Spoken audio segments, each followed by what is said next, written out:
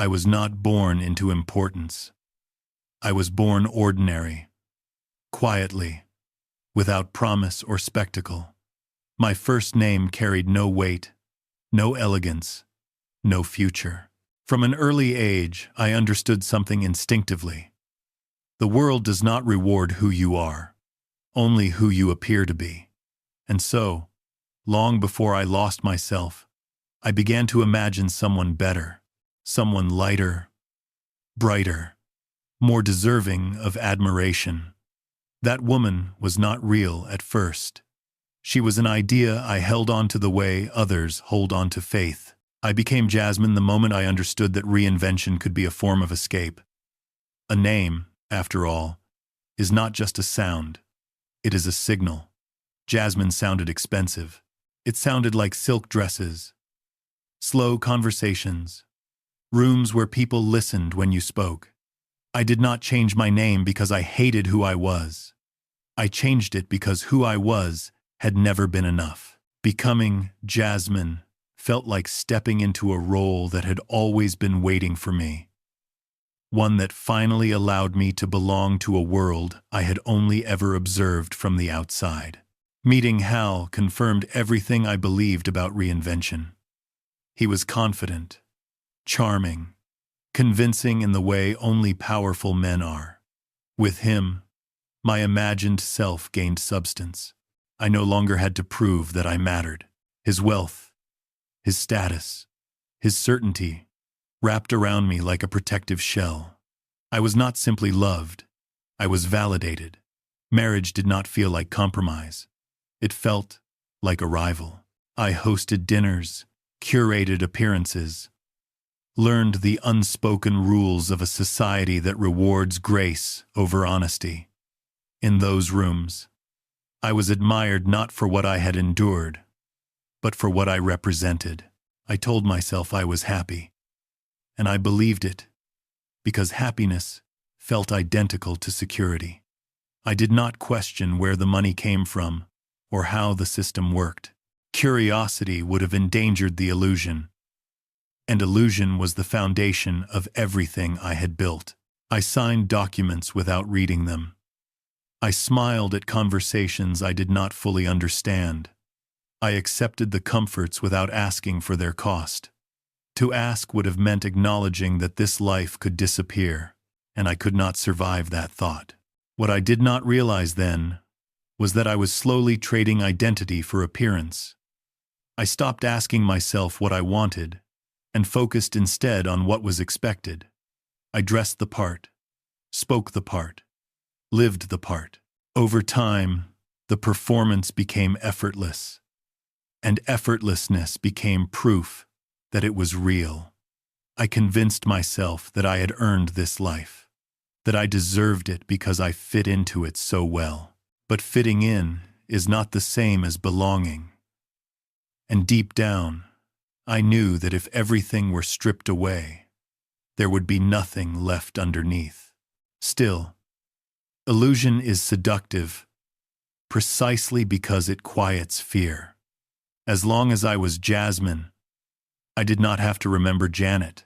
I did not have to face the loneliness that shaped me, the hunger that drove me, the quiet shame of wanting more than I was given. Wealth softened those edges. Elegance disguised insecurity. Being admired replaced being understood. And for a while, that was enough. Looking back now, I see that the woman I invented was not a lie in the usual sense. She was a defense mechanism, carefully constructed and meticulously maintained. I did not create Jasmine to deceive others. I created her to protect myself from a truth I was not ready to confront.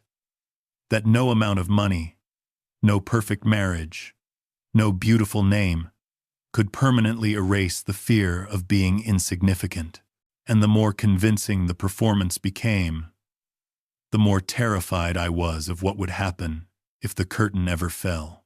When the collapse came, it did not arrive gently. It tore through my life with the efficiency of a verdict that had already been decided. One moment I was still living inside carefully arranged rooms, believing in continuity, believing in tomorrow. The next, my husband was taken away in public, exposed under the sharp light of truth, and everything I thought was solid revealed itself to be temporary. Wealth vanished faster than it had appeared. Friends disappeared even faster. Silence replaced admiration. I told myself this was a misunderstanding, that such things happened to other people, not to women like me. I had been too well dressed, too composed, too accustomed to comfort for reality to be allowed to intrude so brutally. Denial was not a choice I made consciously. It was instinct. Accepting the truth would have meant admitting that the life I built had no foundation of its own. And so, I refused to see the collapse for what it was. The consequences unfolded relentlessly. Assets were frozen, accounts erased, doors closed without explanation. I learned, very quickly, how conditional loyalty can be. The same voices that once praised my taste and grace now spoke my name with careful distance, as if association itself were dangerous. I was no longer useful, and therefore no longer welcome. That realization hurt more than the loss of money. It revealed how thoroughly my worth had been tied to my circumstances. I left New York not because I wanted to, but because there was nowhere left for me to stand. Moving in with my sister felt less like a return to family and more like exile. Her apartment was small, loud, alive in ways I no longer understood. Every object reminded me of how far I had fallen. Every conversation exposed how out of place I was. I told myself I was only visiting. Temporary stays are easier to endure when you believe you will soon escape them.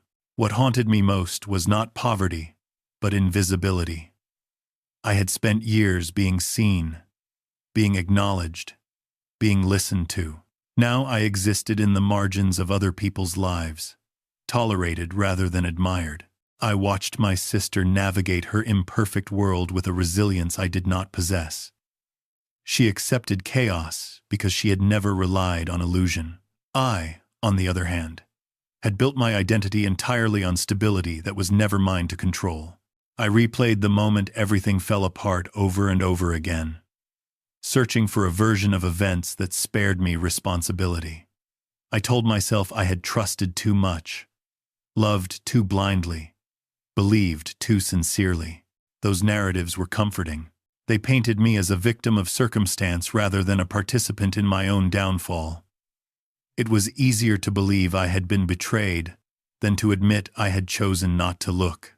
Even as reality pressed in, I continued to perform fragments of my former life.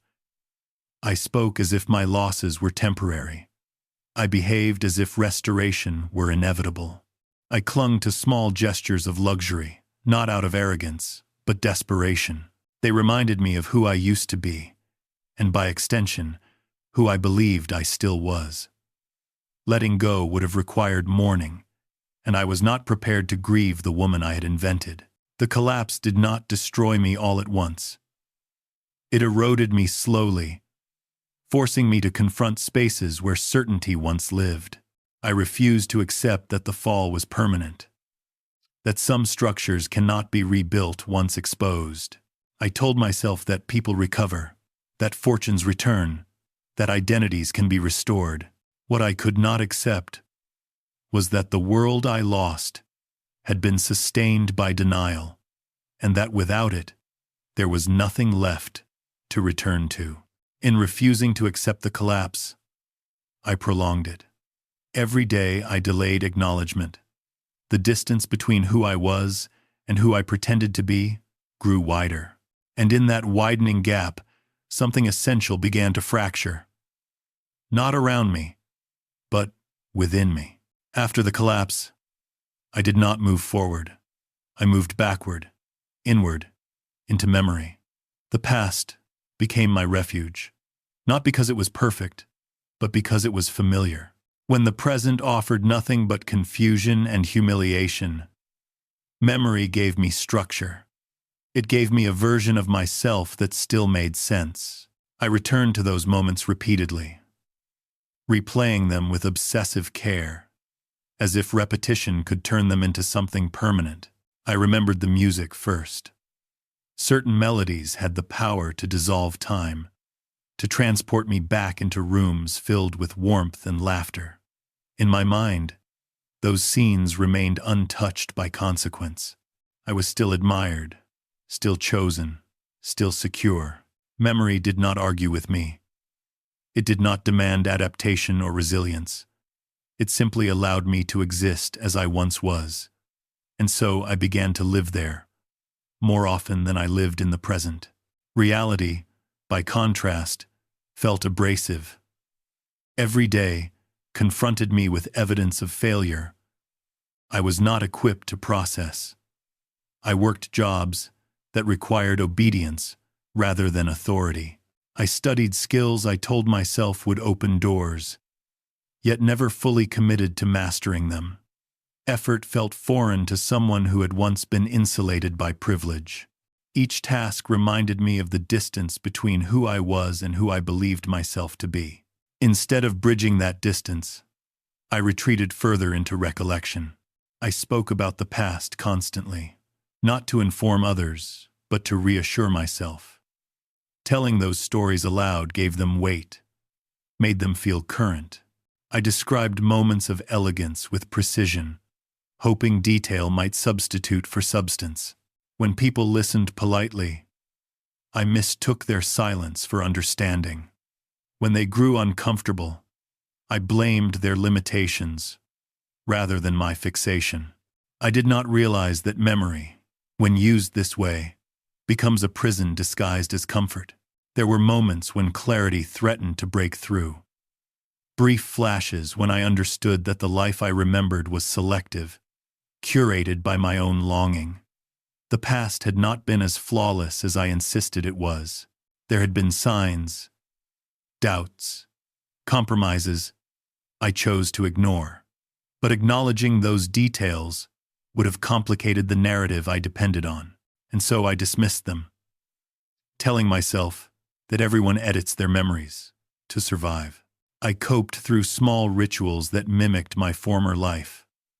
I spent money I could not afford, not out of indulgence, but to maintain continuity. As long as my gestures remained intact, I could pretend the rupture was superficial. Appearances became proof of identity. If I behaved like the woman I once was, perhaps I still was her. That logic sustained me longer than it should have. At night, memory grew louder. Without distraction, the present demanded attention, and I was not ready to answer. I turned inward, replaying conversations, reconstructing scenes, revising endings. Sometimes I spoke aloud, narrating my own life as if repetition could stabilize it. The boundary between recollection and imagination blurred. I was not lying deliberately. I was preserving coherence in a world that no longer felt ordered.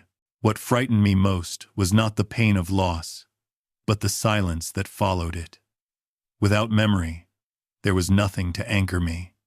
I did not know how to define myself without reference to what I had been. The future required adaptation, humility, and acceptance.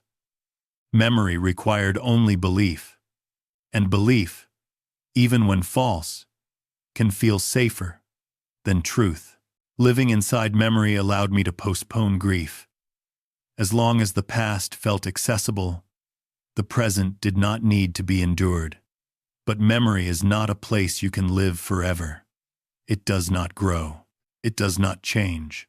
Slowly, almost imperceptibly, it began to decay, repeating the same images until they lost their comfort and revealed their emptiness.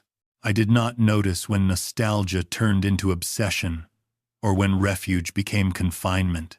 I only knew that the more I relied on memory, the less capable I became of surviving anywhere else.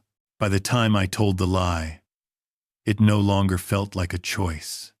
It felt like momentum.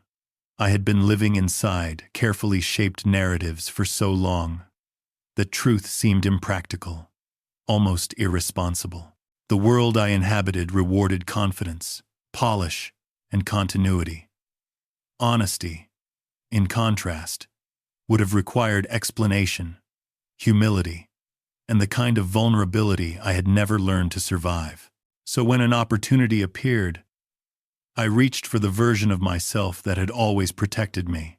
I spoke smoothly, convincingly, instinctively, and just like that, the lie became real.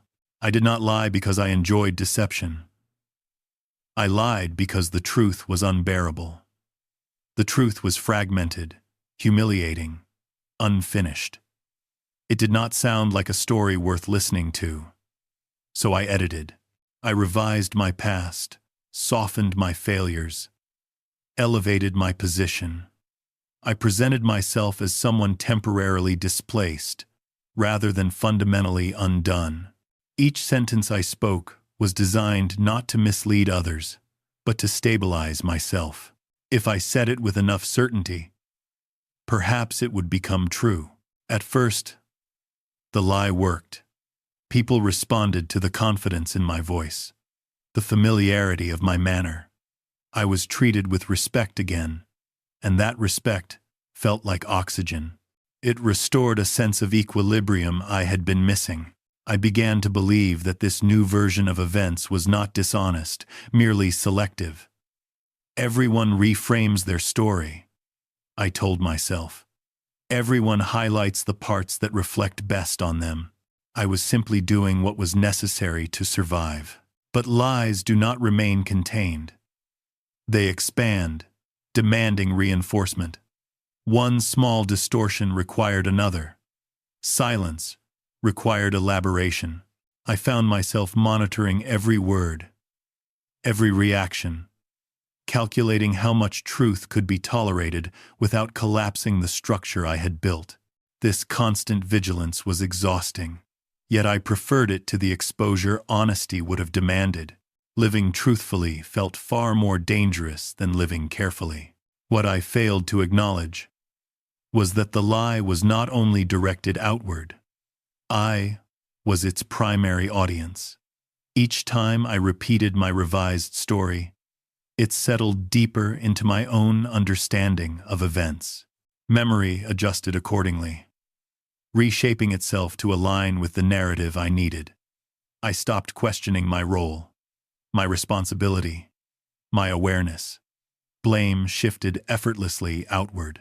Circumstance, betrayal, bad luck, anything but choice, anything but me. There were moments when reality threatened to intrude. Fragments of the past surfaced through other people, through unexpected encounters, through details I could not control. Each time, panic followed. I defended myself with intensity that surprised even me. I spoke faster, louder, more insistently, as if volume could overpower truth. The lie had become a shield, and any attempt to pierce it felt like an attack on my right to exist as I understood myself. What I did not realize then was that the lie was hollowing me out. It required me to remain fixed, unchanged, incapable of growth. To maintain it, I had to reject complexity, deny contradiction, silence, doubt. Truth, however painful, allows movement. Lies demand stillness. And so I remained suspended, repeating the same story, trapped in the same posture, unable to move forward, without unraveling everything I had convinced myself to be. Eventually, the weight of the lie became heavier than the truth it was meant to replace. Holding it together required constant effort, constant performance. I could feel the strain in my thoughts, in my speech, in the spaces between sentences. I was no longer sure where the lie ended and where I began. And in that uncertainty, something irreversible occurred. I stopped asking whether I was being honest. I asked only whether I was being believed. That was the most dangerous lie of all. When the illusion finally collapsed, it did not do so dramatically. There was no single moment of clarity, no sudden confession that set me free. Instead, it dissolved quietly, leaving behind an emptiness I did not know how to name. And 8, 8, 8, 8, 8, 8, 8, 8, 8, 8, 8, 8, 8, 8. The stories I had relied on stopped working. The performances no longer convinced anyone, least of all me. What remained was silence. And in that silence, I was forced to face a question I had avoided my entire life. Who was I when no one was watching, when no one was impressed, when there was nothing left to protect? I discovered that, without illusion, I had no language for myself. My identity had always been relational, dependent on how others perceived me.